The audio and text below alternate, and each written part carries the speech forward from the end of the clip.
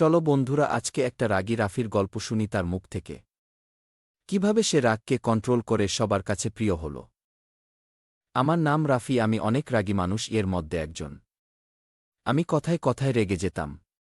বাপের সাথে ঝগড়া, বন্ধুর সাথে মারামারি। সবাই বলতো আমি জীবনে কোনো কিছুই করতে পারব না, মানুষ হব না। একদিন রাগের মাথায় আমার ছোট ভাইরে থাপ্পড় মেরে দেই।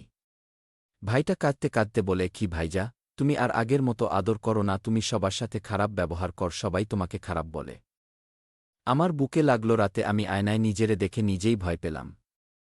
আমি ভাবলাম এখন থেকে নিয়ম করলাম আর রাগ করব না, সবাই আমাকে অনেক খারাপ বললে রাগ উঠলে 10 সেকেন্ড চুপ থাকব। রাগ উঠলে আমি মাটির দিকে থাকাব আর কাউকে কষ্ট দিব না। প্রথম দিন 3 দিন ফেল করলাম, 7 দিন পর দেখলাম রাগটা কমে আসতেছে। এখন আমি এলাকার সবচেয়ে ঠান্ডা মাথার মানুষ। যে রাফিরে দেখলে মানুষ ভয় পাইত, এখন আমার কাছেই সমস্যা নিয়ে আসে। রাগ আমারে শেষ করে দিছিল। তাই বন্ধুরা, আমার মতন রাগকে কন্ট্রোল করতে শিখো। রাগ কন্ট্রোল করলো তুমি হিরো, চুপ থাকলে তুমি জিতবে।